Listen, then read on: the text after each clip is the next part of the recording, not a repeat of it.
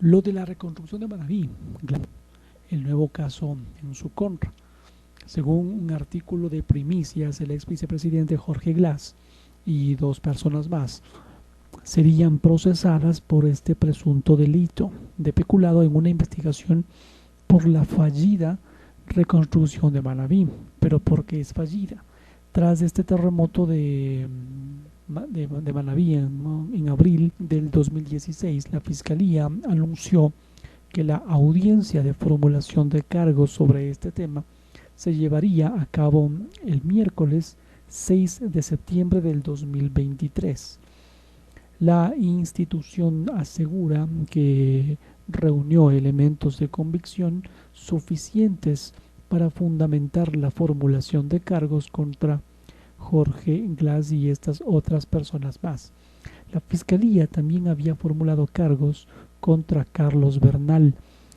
Él es ex secretario del Comité para la Reconstrucción de Manabí, y Pablo Ortiz, quien fue gerente de la empresa pública Ecuador Estratégico.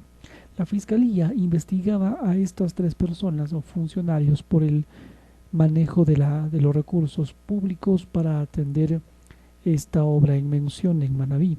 Para ello, el gobierno de Rafael Correa en ese entonces había creado un comité, el Comité para la Reconstrucción de Manabí, y en el 2019 la Contraloría dio las primeras alertas de estas presuntas irregularidades en el manejo de uno de los proyectos. La construcción de la vía Manta-Colza el día 20, que tenía 22 kilómetros. Según la teoría de este caso, la de la vía Manta-Colza no fue afectada por el terremoto 2016, por lo que la decisión de la financiera, de la funcionaria, no, lo que la decisión de financiarla con el dinero de la ley de solidaridad habría sido pues arbitraria. Por este caso la Fiscalía había solicitado a inicios de junio del 2023 el juez Luis Rivera, que estaría a cargo del caso, que fijara la fecha y hora para la audiencia de formulación de cargos.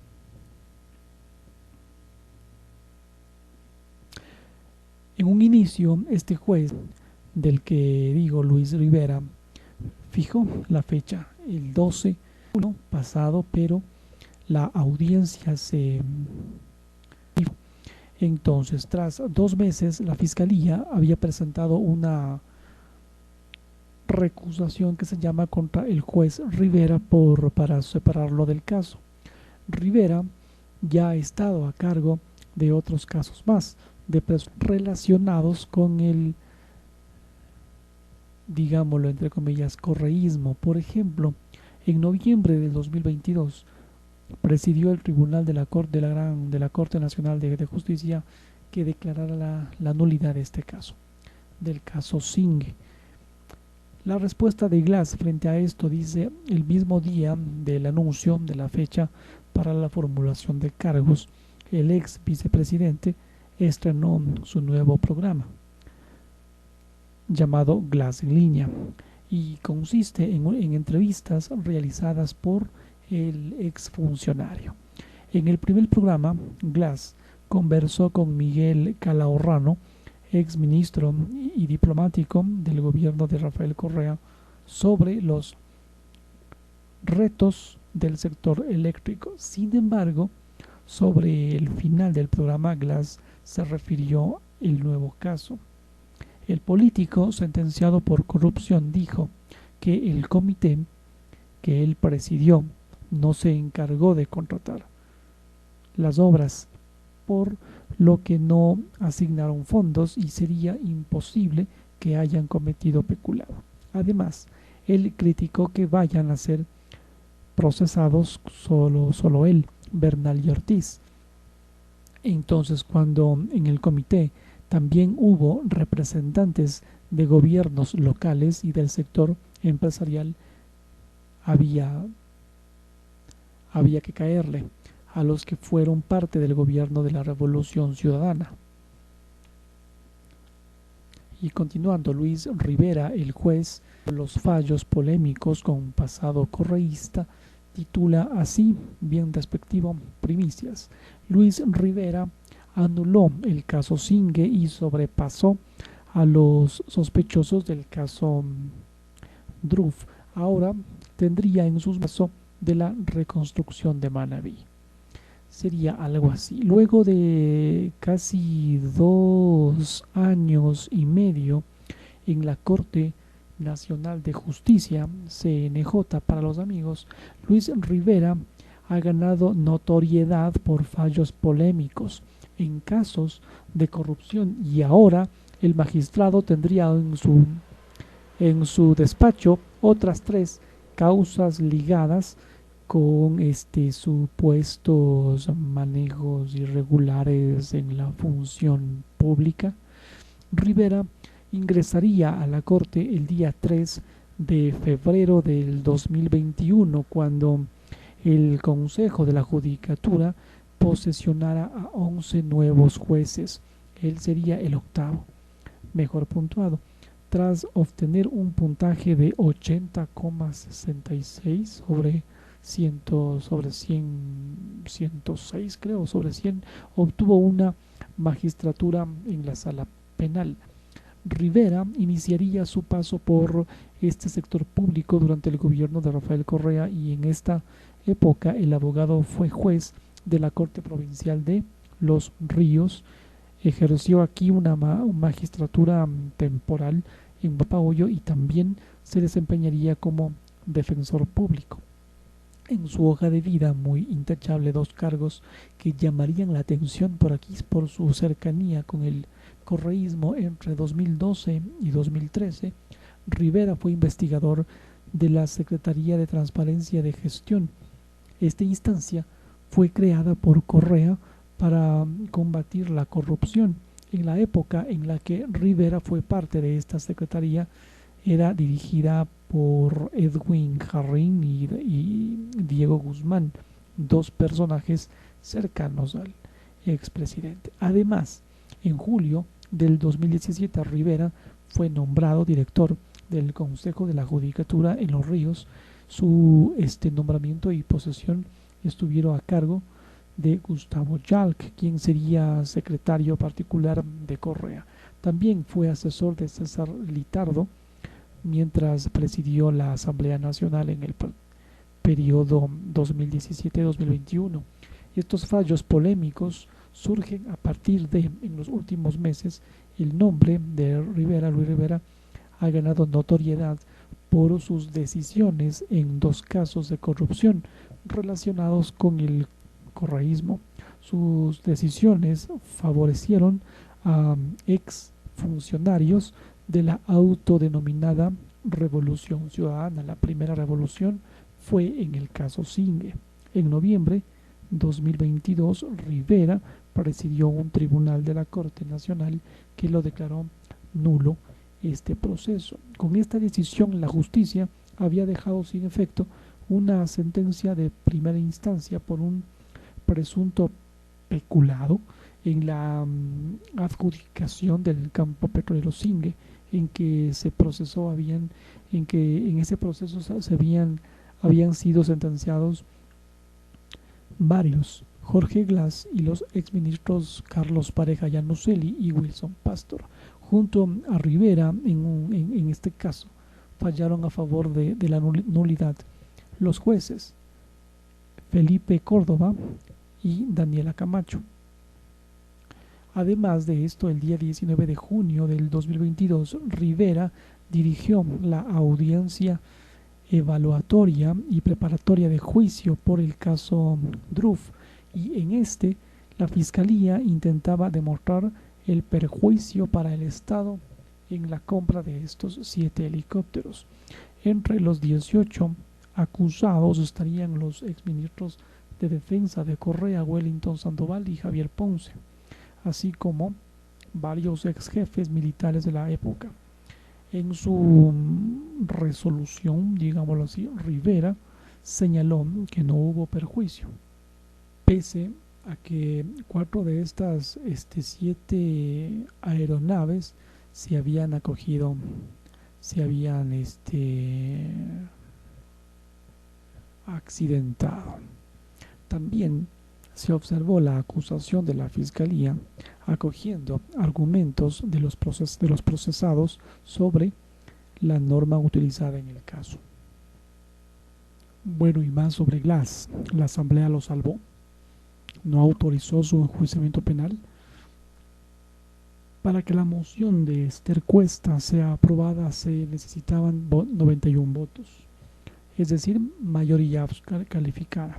La Asamblea Nacional resolvió el día de hoy, 21 de diciembre del presente, no autorizar este enjuiciamiento penal en contra de Jorge Glass, investigado por Fiscalía General del Estado por el presunto peculado en el caso Reconstrucción de Manabí, en la instalación de esta sesión 883, convocada por Viviana Veloz de RC5, presidenta encargada del Parlamento. Su colega Esther Cuesta mocionó someter a votación la autorización para el enjuiciamiento penal en la Corte Nacional de Justicia CNJ del ex segundo mandatario, pero su propuesta solamente tuvo un respaldo de 44 legisladores. Para que esta moción sea aprobada, como digo, tenía que tener 91, una mayoría calificada. Antes de esta votación, Vicente Tayano, vocero del PSC, se pronunció en torno a que la sesión jamás debía ser convocada porque nace, dijo, de un juez cuestionado que carece de legitimidad, porque el despacho del juez de la CNJ, Luis Rivera, fue allanado en torno al caso Metástasis. Tayano consideró que el Parlamento debía declararse incompetente para conocer el pedido del juez. Arturo Félix Wong, secretario de la Administración Pública, amigo de la infancia del mandatario. Arturo es el secretario de la Administración Pública, abogado y empresario, mito del presidente. El secretario de Administración Pública, Arturo Félix Wong, es una persona de absoluta confianza de Noboa. Es su amigo de infancia y lo ha acompañado a Noboa en la campaña, en sus viajes al extranjero y ahora en el gobierno. La confianza que tiene Noboa hacia él se evidenció cuando lo acompañó al entonces presidente electo a la gira por España, Italia y Estados Unidos, que duró 2 semanas y terminó el 8 de noviembre del 2023. Es decir, este señor es parte del equipo íntimo de Noboa, tanto que días antes de su designación, de acuerdo al portal La República, de Félix Wong se comunicó con Sebastián Corral, quien fuera secretario de la Administración Pública de Lasso, para pedirle varias cositas relacionadas al cargo, por supuesto. Fue Corral en entrevista con Carlos Vera el pasado 14 de noviembre quien lanzaría el nombre de Félix Wong como su reemplazo en el nuevo gobierno. Arturo Félix también fue parte del equipo de transición que se reunió con Lasso el 17 de octubre del 2023.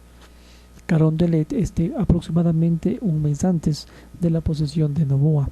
El actual secretario de la Administración Pública fue parte de la campaña de Daniel Noboa y se enfocó especialmente en los temas políticos para mantener la alianza ADN entre los movimientos Mover, Pueblo, Igualdad y Democracia, PID y Acción Democrática Nacional. Noboa viajó con Arturo Félix Wong a una reunión con Luis Almagro de la OEA el 6 de noviembre del 2023, un día antes o después. Félix también participó en la reunión que Noboa mantuvo con directivos del banco de inversión JP Morgan en Nueva York. En un gobierno, el secretario de la Administración Pública es una especie de jefe de gabinete, responsable de la eficiencia de la gestión del Ejecutivo que se realiza a través de los distintos ministerios. Además, asesora y asiste al presidente en todo momento, por supuesto relacionado con temas de la administración pública. Su experiencia laboral y estudios. Arturo David Félix Wong es abogado, pero no existe información sobre sus estudios superiores en la página web de la CELECIT. De acuerdo a la UPL de compañías, Félix Wong es actualmente accionista de 3 empresas que se encuentran activas, mencionando Arberoca S.A., compañía enorme dedicada al negocio de inmobiliario, Indufelta S.A., enfocado en la elaboración de productos alimenticios, y Marverso S.A., también dedicada a las actividades inmobiliarias. De esta última, Félix Wong es presidente desde febrero del 2018. Dentro del Consejo de la Judicatura se encuentran al menos 8 procesos que se han abierto en contra del mencionado Arturito, la mayoría ligados a presuntos delitos civiles por pagos no realizados por una empresa de la que él fue gerente general desde 2015 hasta 2020. Gamaxa S.A., la empresa estaría dedicada al comercio al por mayor de azúcar, chocolate y productos de confitería. Se encuentra en liquidación. Los datos de pago de impuesto a la renta e impuesto de salida de divisas, según la página del SRI, revelan que Arturo Félix Wong, entre 2014 a 2022, ha presentado 4 declaraciones de impuesto a la renta con valor 0. Durante los años 2016, 19, 21, 22 no declaró. Ay, Dios mío, en lo correspondiente al impuesto de salida de divisas, el funcionario canceló lo siguiente: en 2014, $473, 2015, 157 con 25 centavitos, 2016, $14, 2017, $129, 2018, 0, 19, $15 con 90 centavos, que después paga menos que yo. 2020, $108, 2024, 0 o 6 dólares, ¿qué es? Y 2022, 0. ¿Cómo es posible? El caso Metástasis. Funcionarios públicos y miembros de bandas, la presunta delincuencia organizada como parte de una investigación del caso Metástasis. El presidente de la Judicatura, Wilman Terán, fue una de las 31 personas detenidas en este caso la madrugada de este 14 de diciembre por una presunta delincuencia organizada.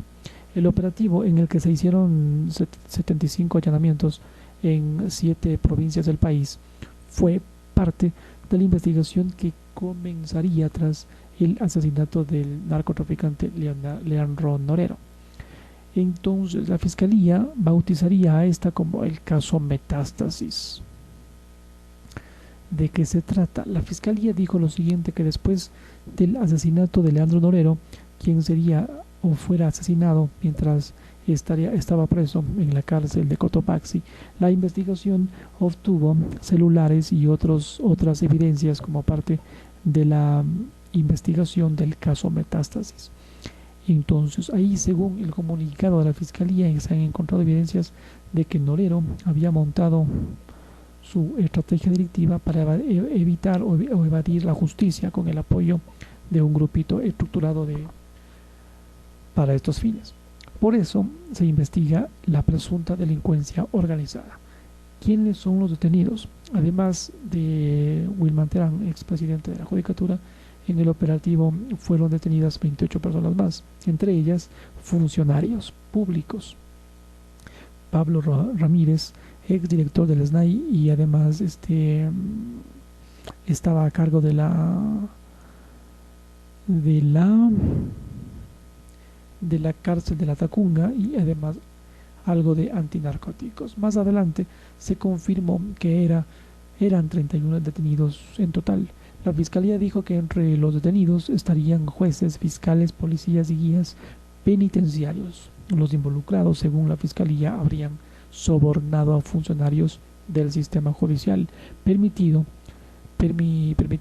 la entrada de objetos prohibidos a esta cárcel para Norero, y usado sus influencias como funcionarios judiciales para beneficiar a Norero y otras personas. La fiscalía dijo que entre los detenidos estaban jueces, fiscales, policías y guías penitenciarios. Los involucrados, según la fiscalía, habrían sobornado a funcionarios del sistema judicial, permitiendo la entrada de objetos prohibidos a la cárcel para Norero, y usado sus influencias como funcionarios judiciales para beneficiar a Norero y a otras personas.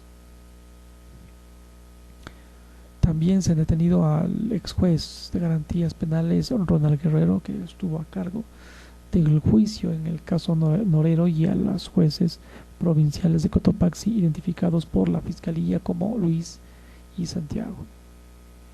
En el operativo de Guayas han detenido también al coronel de policía Lenin Mazón, mientras que en Santo Domingo detuvieron al juez Emerson Curipayo, quien liberó al ex vicepresidente Jorge Glass en noviembre del año pasado, y al fiscal de soluciones rápidas como Víctor Hugo. A las 11 de la mañana la fiscalía publicó en un tuit diciendo que todos los involucrados detenidos serían trasladados a Quito para la audiencia respectiva. Media hora después, la entidad había publicado otro tuit diciendo que en los próximos minutos para ir a Quito las personas detenidas en esa jurisdicción. La publicación también dice que la fiscalía solicitaría que se fije hora y fecha para la audiencia de formulación de cargos. En el operativo realizado la madrugada de este jueves 14 de diciembre, según la fiscalía, habrían participado más de 900 personas de la fiscalía y de la policía. La fiscal del estado, Diana Salazar, dijo que en las próximas horas formularía cargos contra un juez o un ex juez de la Corte Nacional de Justicia y ahora es presidente del Consejo de la Judicatura, Wilman Terán, un ex funcionario de la Corte Nacional de Justicia, ahora director provincial de la Judicatura, funcionarios de Cortes Provinciales de Justicia del Consejo de la Judicatura, Guayas, Cotopaxi, Santo Domingo de los Áchilas y Manabí, funcionarios de la Fiscalía de Guayas y Santo Domingo de los Áchilas, servidores policiales, incluido en un ex general del personal del SNAI, abogados en libre ejercicio y líderes de una estructura criminal. Según la fiscalía, en la casa de Terán levantaron indicios como documentación y computadoras, celulares y más de $25,000 en efectivo, en billetes de 100 y $20. Salazar dijo que también los líderes de la estructura criminal tenían dinero obtenido de actividades ilegales y ubicaban a funcionarios corruptos que llevaban sus procesos para obtener ventajas indebidas con un sistema consumido por el cáncer de la corrupción. La fiscal también dijo que el caso Metastasis es una clara radiografía de cómo este narcotráfico se ha tomado las instituciones del Estado para operar desde instancias judiciales y políticas y lograr impunidad en algunos casos. En la orden de detención del 13 de diciembre del 2023 hay una lista de 38 personas, es decir, que 9 de ellas aún no han sido detenidas. Entre ellos estarían Daniel Salcedo, que enfrentaría varios procesos judiciales, entre ellos por peculado, lavado de activos y delincuencia organizada, que fue lo que encontraron. Los más de 75 allanamientos del operativo Caso Metástasis fueron en 7 provincias: Manabí, Pichincha, Guayas, Cotopaxi, Chimborazo, Santo Domingo de los Áchilas y Loja. Como parte de la investigación, la policía y la fiscalía encontraron que documentación, computadoras, dinero en efectivo, 2 armas de fuego que contaban con permisos, celulares, dispositivos electrónicos de almacenamiento, revólver, escopeta, pistola, registro de pagos, discos duros, pasaporte, transacciones bancarias. Las ciudades donde se realizaron estos allanamientos fueron Manta, Quito, Durán, Guayaquil, Chongón, Latacunga, Salcedo, Riobamba, Santo Domingo y Loja. Al final de su intervención, Salazar dijo que con seguridad la respuesta a este operativo sería una escalada de violencia, pero al que han conversado con el presidente Noboa para que este país esté preparado y no se permita ningún tipo de extorsión por parte de estos grupos criminales. Así fue la audiencia de formulación de cargos. La audiencia de formulación de cargos comenzaría la noche del 14 de diciembre y continuaría la mañana del 15. Se formularon cargos contra 31 personas. La fiscal Diana dijo que más adelante se formularían cargos contra los otros presuntos involucrados que estarían prófugos.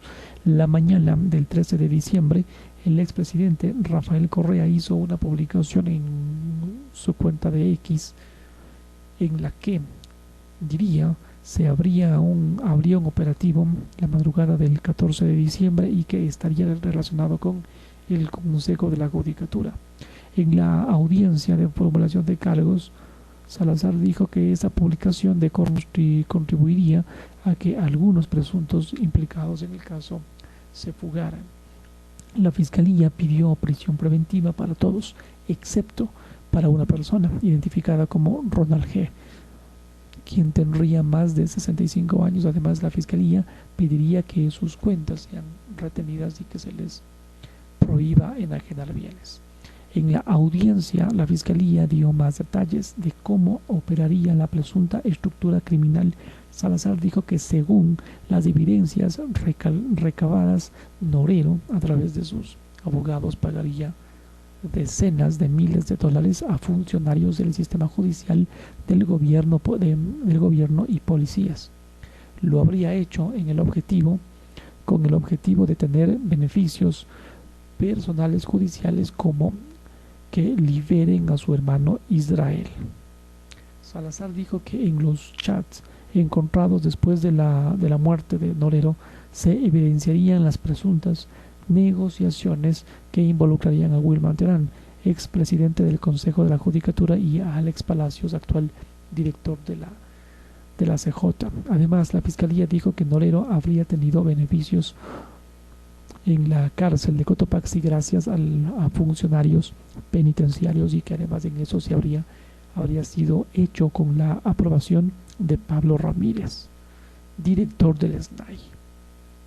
No me sorprende. Diana Salazar también diría que Norero habría planificado delitos contra la administración pública con instituciones como el municipio de Manta, con la ayuda del alcalde Agustín Urriago, quien fuera asesinado el 23 de julio del 2023.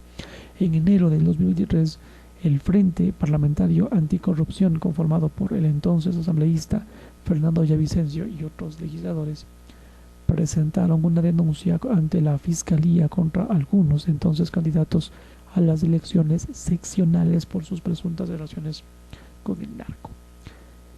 Agustín Urriago estaba en la lista elaborada por el Frente. Villavicencio dijo que Urriago habría tenido vínculos con Norero. También dijo que Norero y su pareja compraron una empresa que fue creada por el representante legal de una compañía constituida por Urriago. Villavicencio fue asesinado el 9 de agosto del 2023 en un mitin como parte de la campaña presidencial. En la continuación de esta audiencia de formulación, la tarde del viernes 15 de diciembre, el juez Felipe Córdoba dispuso la prisión preventiva de Wilman Terán y de otras 15 personas. Los otros detenidos que estarían en prisión preventiva serían César Acaro, María José Aguirre, Elif Paul Angulo, Bravo alias Estimado, Larry, Emerson Curipayo, Gabriel García Cedeño, alias Doble Rueda, Adolfo Gaibor, Sofía García Macías, Lenín Mazón, Simalesa, Javier Novillo, alias Novita Novi, Alex Palacios Shining, Héctor Paredes Flores, Cristian Sánchez Coello, alias CR7, José Segovia Dueñas, Mayra Salazar Merechan, alias May, y Paul Zumba Santa María. Por su parte, Pablo Ramírez, exdirector del servicio del SNAI, recibió medidas sustitutivas. Ramírez tiene prohibida la salida del país y debe presentarse ante la justicia competente cada 15 días. Otros implicados porque tienen las mismas medidas serían Daniela Benítez, Proaño, John Camposano Fiallos, Cristian Chanca Chicaiza, alias Daniel López, Edín Isa Canales, Angelina Overa, Braulio Mera Ordóñez, alias Rayo, Joan Marfetán Medina, alias Puma, Daniel Mendoza, Velázquez, Glenda Ortega Marcial, Kevin Prendes Vivar y Armando Ruiz Torres. El juez también negó el pedido de la Fiscalía de la congelamiento de cuentas bancarias de los procesados en la enajenación de bienes, debido a que nunca se presentaron qué cuentas y qué bienes debían ser intervenidos por la justicia. Además, el juez Felipe Córdoba pidió que se le diera libertad a las restantes 4 personas que fueron detenidas en el operativo y que no recibieron prisión preventiva. La fiscal Diana Salazar dio más detalles sobre el caso. La mañana de este 18 de diciembre del 2023, Diana Salazar, fiscal general del Estado, en entrevista con Teleamazonas habló sobre este caso, Metástasis. Más específicamente se refirió a los chats del teléfono de Leandro Norero y cómo terminarían por establecer una supuesta red organizada de la que formarían parte policías, jueces, fiscales, abogados y hasta medios de comunicación. Se creería que tendrían una sentencia condenatoria, así lo dijo la fiscal en la entrevista. Salazar aseguró que tienen en su poder un video en el que se ve al asesor Wilman Terán cuando era juez nacional de la Sala Especializada de la Familia, Niñez y Adolescentes infractores, Alex Palacios conversando con Leandro Norero. También existe otro video en el que Norero le daría las gracias a un tal Pablito, que la fiscalía asumiría que se trataba de Pablo Ramírez, el exdirector del SNAI. La fiscal diría que hay chats con saluditos entre ambos y otros en los que Ramírez se habría justificado por no poder visitarlo. Había información sobre beneficios que tenía Norero, como fiestas y comidas para hacer más llevadera su situación, su estancia. Diana Salazar también diría que existe un chat en el que Norero aseguraría que la libertad de Jorge Glass le costaría $250,000, a que este favorcito se lo cobrarían a Glass cuando sea presidente. Parte de la estrategia de la delincuencia organizada era tener el control político de las autoridades, dijo fiscal. De acuerdo a la información recabada en los chats, Norero habría entregado supuestamente $450,000, definidos como abdominales, para repartir entre jueces. Las investigaciones continuarían, dijo Salazar, por lo que otros nombres de jueces podrían ser anexados al caso. Diana Salazar hizo referencia a la supuesta relación que hubo entre un medio de comunicación y Norero. Hermano, dijo, no te preocupes, a mí no me interesa el narcotráfico ni el contrabando, solamente entrégame información de las aduanas. Así lo dice en los chats entre un periodista y Norero. De acuerdo a la fiscal, según Salazar dice, desde el medio se le suplicaba información a Norero. No te olvides, hermano, me quedé pendiente, necesito esta información, estoy trabajando en un caso fuerte, voy a la asamblea a entregar estos datos, pero no me interesa el narcotráfico. La fiscal dijo en la entrevista con Teleamazonas que en el sitio web de la fiscalía estaría todo el expediente para el acceso libre a la ciudadanía. Algunos de estos chats empezarían a aparecer desde el lunes 18 de diciembre, ayer. Le niegan el recurso de habeas corpus a Wilman Terán. El expresidente del Consejo de la Judicatura, Wilman Terán, le negaron el habeas corpus. Pidió que se le diera la libertad por considerar su detención como ilegal. De esta manera, él podría volver al despacho y no perder su cargo. Terán cumple prisión preventiva para investigaciones desde el viernes 15 de diciembre e incluso pidió vacaciones desde la cárcel el 18 de diciembre. Un pedido que debería ser analizado por la propia judicatura, que debería decidir si lo acepta o no. Los abogados de Terán quisieron demostrar que su detención la madrugada del 14 de diciembre fue arbitraria y discriminatoria. También reclamaron que no todas las personas mencionadas en estos chats serían parte del proceso y que no habrían procesados que pudieran defenderse en libertad.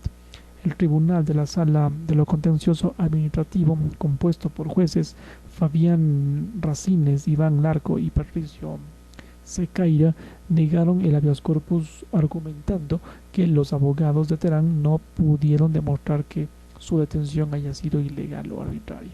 Cuando Terán pidió 16 días de vacaciones al Consejo de la Judicatura, el Consejo nombró a Álvaro Román como su reemplazo. Sin embargo, del 20 de diciembre del 2023, Terán presentaría su renuncia irrevocable a la presidencia.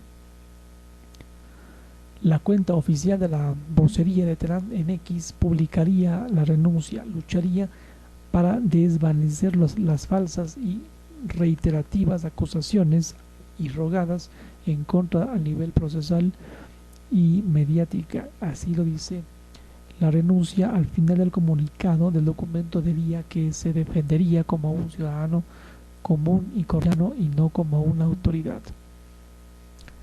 ¿Quién es Leandro Norero? Leandro Norero habría sido uno de los principales proveedores financieros de algunas bandas delictivas, los Lobos, Tigrones, Chone Killers, organización armada que creó Norero.